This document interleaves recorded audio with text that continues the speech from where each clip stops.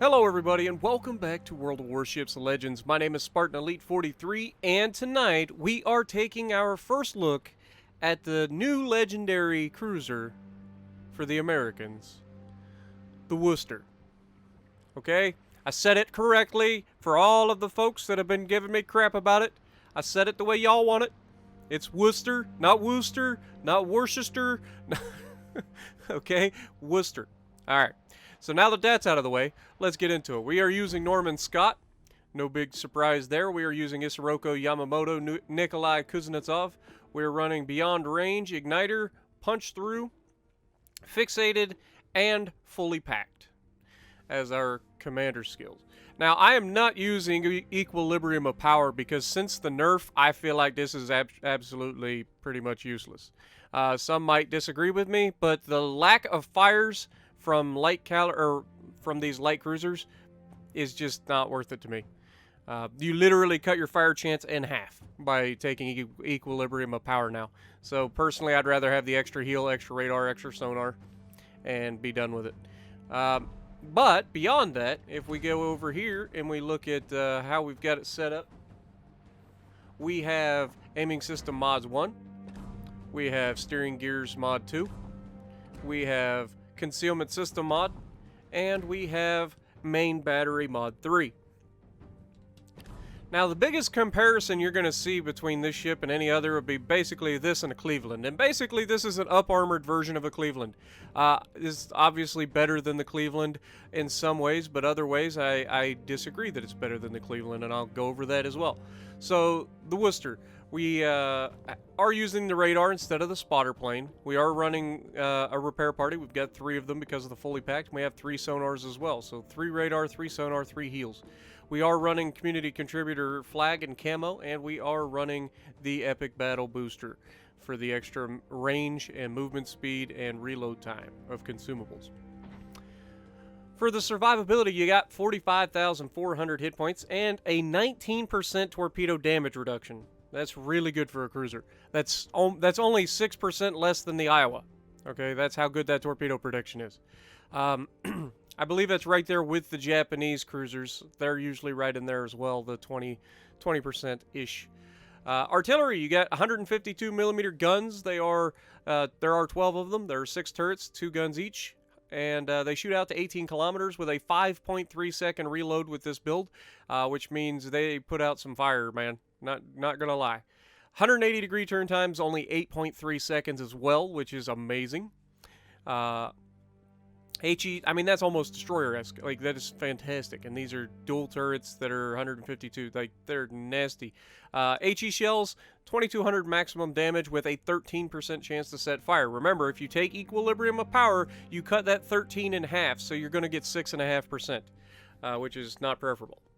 AP shell, you get a maximum of 3520 damage. The maneuverability, you can go 34 knots, which is not bad, especially considering this thing actually has armor. Turning circle radius is 750 meters. That's a little bit meh, but the rudder shift time is 7.4 seconds, which isn't bad.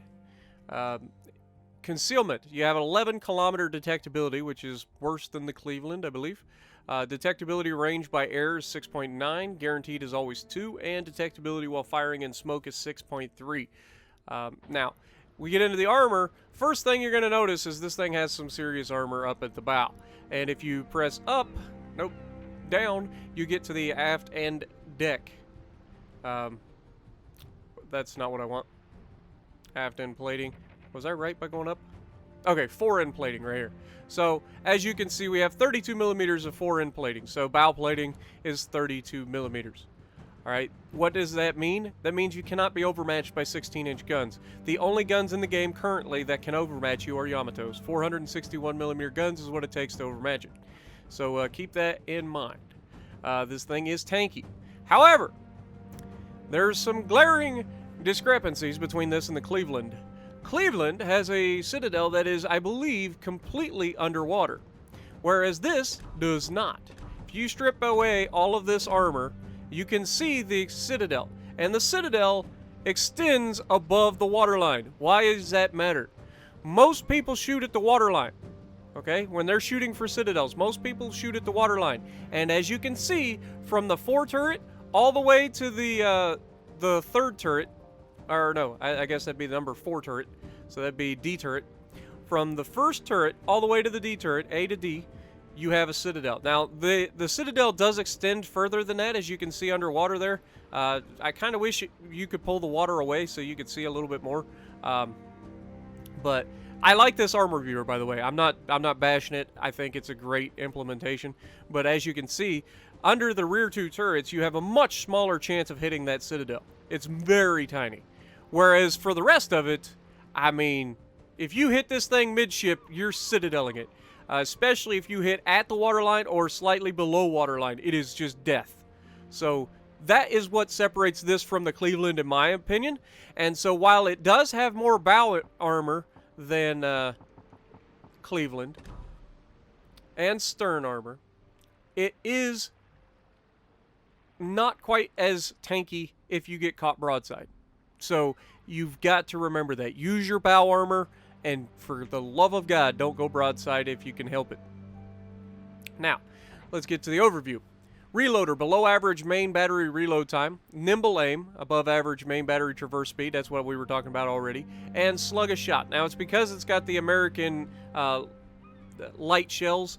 It can shoot over top of islands and stuff, great, but they do take a while to get to the target. It does take some time to get used to.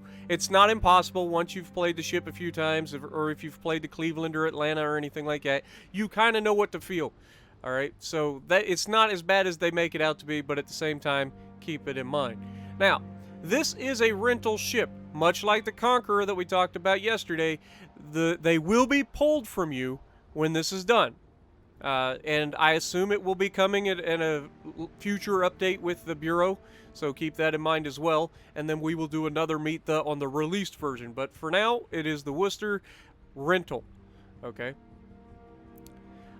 Designed as an AA cruiser with dual-purpose 152mm guns, though classified as light cruisers, ships of this class had increased displacement and dimensions compared with the Baltimore-class heavy cruisers. The main twin turrets were equipped with advanced autoloaders, substantially increased the rate of fire. Entered service in 1948, and there were 2 of them in the series. So, unlike most nations, super ships that they've come up with, like, most of the American ships actually existed in one form or another. So, that's one of the things that I like about it. But, yeah, I mean, other than that, this thing is massive long. It's, like, super long. It is a good-looking ship, of course. And, honestly, it is a fun ship to play, but you really need to be more careful than with the Cleveland. The Cleveland, I got away with a lot of stuff. But with this thing, not so much. So, let's get to the gameplay. Alrighty, so we're going to be on Fault Line. And I figure this would be a good chance for you guys to see what I'm talking about with this ship. You guys know I like to pull out the games that I think showcase the ship, both strengths and weaknesses. So we're gonna get into it. Now, obviously, the fact that this thing has 32mm of bow plating means it can only be overmatched by the 461mm guns of the Yamato, which is absolutely a huge deal. That takes a lot of ships out of the threat, you know what I'm saying? As long as you're pointing the bow at them, you cannot be overmatched through the bow with the guns that are less than 461mm. Okay, that's literally everybody except Yami. Even the other 18-inch guns that show up later in this game, such as maybe Ohio or Thunderer or any of those. By the way, thank you everybody for letting me know it was the Thunderer. I knew the name, I just couldn't think of it at the time, which happens sometimes. But yeah, anyway, we're going to be on the left side initially, and you know, this match is going to play out relatively normally. You can see I'm checking it out. We've got 3 Garosa Kerr firsts, Iowas. We got a little bit of everything out here. A few cruisers as well. And I don't want to be the first thing around the corner. Now, keep in mind, I do believe I have EOP on for this particular match. I think this was one of the early matches where I was testing the EOP to see how bad it was. and before I ended up taking it off. But anyway, we're going to be sitting behind the island for the moment. We do have Gross Kerfer spotted out there. We take some shots early on, and you can see the flight time isn't horrendous. It's not Atlanta, but it is something that you have to consider.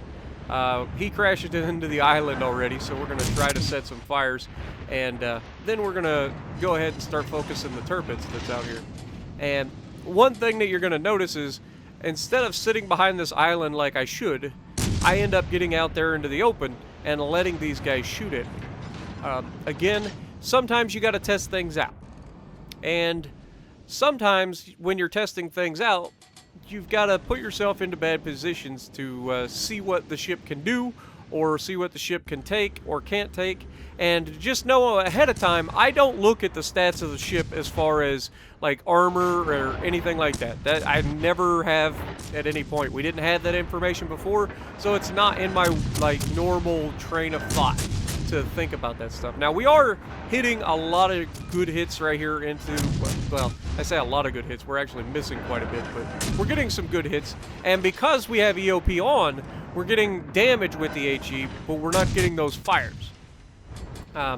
And when you turn take EOP off and go with the fully packed, you're going to get the fires, but you're not going to get the damage, because American light HE shells just shatter more often than anything.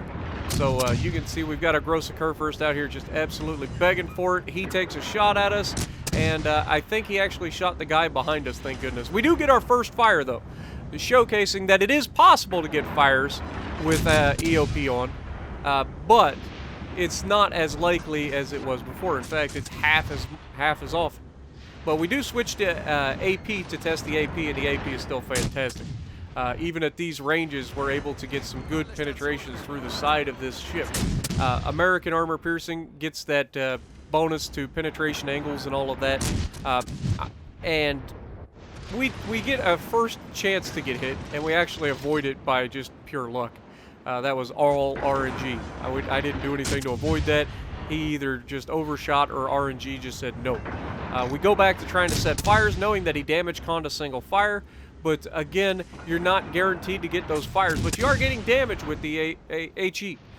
Now, what I would like to try to figure out, and I'm sure there are people out there that are doing it more than I am, especially cruiser players that really focus on cruisers, you're going to have to let me know with a bigger sample size of whether the EOP is actually worth it or not. Because I'm not 100% sure it was, and in this match, you'll see why.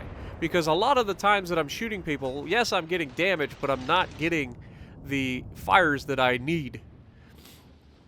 One of the things that made the Cleveland so good was the fact that it would not only do the damage with the EOP, but it had the fires as well. And because they nerfed EOP, that is no longer the case. You're still going to be able to do the damage, but now you're trading DOT for just raw damage output. And here, again, we get pretty lucky. We only take a single hit, I believe, right there. So, got pretty lucky. We do get a second fire. And we are going to get fires. It just isn't nearly as often as I would like for a light cruiser that's shooting, you know, a couple hundred rounds a minute. Or at least that's what it feels like. But now that we've got him at this close range, broadside, you have to be shooting AP at these times. And you will get some damage. Like, you're seeing 3,000 damage plus a salvo here on the broadside of this guy. And each time we hit him, you're just watching his health just evaporate. And so, again, with these light cruisers, especially the American light cruisers, you have to be aware of when you can switch over to the AP, because the AP is the bread and butter of the American light cruiser. If you're not switching between HE and AP in the light cruisers, you're just not doing yourself any favors. And you can see we can still shoot over the top of the island, so that's what we're going to do. And he runs into the island, and then just as we go to get some more hits, he's going to get finished off. But Massachusetts doing his job here. But I'm looking at the map right now, and what do I see? I see one last ship on this side, and I see a whole bunch of red guys on the other side. Now, we have two battleships that took a center stage on this map, which is never a good play. I do apologize to Ray Gunn and his teammate, his division mate, But yeah, definitely not a good play to take your battleship straight into the center on this map, because everybody can farm you from everywhere. You're in firing range from literally any point on the map. And most of the time, they're going to be behind an island. So as long as something keeps you spotted, like they had a destroyer and we don't. So as long as something keeps you spotted, they're just going to be able to farm you. So that's not a very good play for you. But, you know, to each their own. They did what they could in the moment, and we all make mistakes. Massachusetts is calling for my help. However, I'm going to help him, but I'm not going to help him at the same time. Like, he's a full health battleship. He should have no trouble dealing with whatever's over there, whether it's another gross occur first, which I believe it is, or the Turpits, and it is a gross occur first. But you'll see, I'm not leaving him out to dry. I am actually hanging around. I'm going to try to get some fires on this guy, and when he makes himself available for AP, we're going to switch to AP and start wrecking him as well. And we're not the only ones. You got the guys from the mid, I believe, taking shots at him as well. But you can see I'm already focusing on this guy, but I'm also thinking about going back to defend the base because we got guys headed there. We do get a fire finally, so that's our third fire. And I'm still up in the air about the EOP. I know I've said it many a times during this. I'm up in the air. I'm not 100% sure. It's going to take a much larger sample size for me to determine whether EOP is actually worth it or not. But now that he's going broadside, we go ahead and finish one last salvo of HE and start the AP rain while he's giving us a beautiful shot to shoot at. And you can see these shots are just going to do what they're supposed to do, which is 3,000 to 4,000 damage a salvo, just absolutely chunking him every 5 seconds, 5.5 seconds. But unfortunately, our Massachusetts is going to put himself right up in there and give a broadside to a gross occur first, which you don't want to do in any American battleship. As I say that, we get hit from 18 kilometers over a mountain by a gross occur first for 2 or 3 citadels, losing all of our hit points. First time we took any real damage, and we took all the damage. Now, obviously, I'm feeling some type of way. I figured that guy should be able to finish off that gross occur first, no problem. And so I leave him to it. There's 2 battleships there to finish off the gross occur first. I need to get moving. I've only got 13,000 hit points, so we're going to start trying to move back towards the base, and then we're going to fire at this other gross occur first that's over here, and try to start peppering him away and try to get him out of here. But, you know, I've said it once, I'll say it again. If they can do it once, you better be ready for them to do it again. And sure enough, he hits us again for another big hit as we were turning away. And then he follows up with the front guns, and he finishes me off. Ouch. That was not preferable. But we did get a 4th fire. Gross occur first is burning over there, so we're going to get a little bit more damage out of this. This team fell apart pretty badly. There wasn't a whole lot for us. Massachusetts has given up almost all of his hit points at this point. The other battleship that was behind us, I have no idea what it was. Not so much, but we did everything we could do, and I think this was a good showcase of not only the strengths, but the weaknesses of this ship. Unlike the Cleveland, unlike other light cruisers, you're not going to get the benefit of having all those overpins if you show your broadside.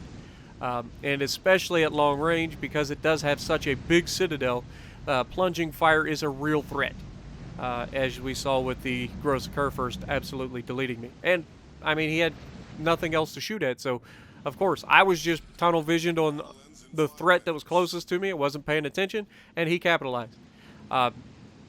But I think this is a good ship. It's just going to take some use to get, or it's going to take some playing to get used to, and this was another Massachusetts. So we had 2 Massachusetts on this side of the map. But it's going to take me a little bit to get used to the Worcester, I'll be honest. Or, I'm sorry, the Worcester. But let me know what you guys think. Have you taken the Worcester out yet? If so, let me know what you guys think down in the comments below. Have you played a lot with EOP or the EOP off with the fully packed on? Let me know what you think is better. I'm still up in the air about it, like I said multiple times now. But, yeah, this guy's done. There's only so much we can do when literally nobody does any damage. It's just the way it goes sometimes. Sometimes you're the windshield, and sometimes you're the fly. We come in second on the team with 800 base XP, which is not good. Again, we broke 100,000 damage, and that was about it, which is not good in a legendary cruiser. Well, not good in a legendary anything. But anyway, if you guys like what I'm doing, punch the like button, leave a comment below, subscribe to the channel if you haven't already, and as always, I will see you in the next video.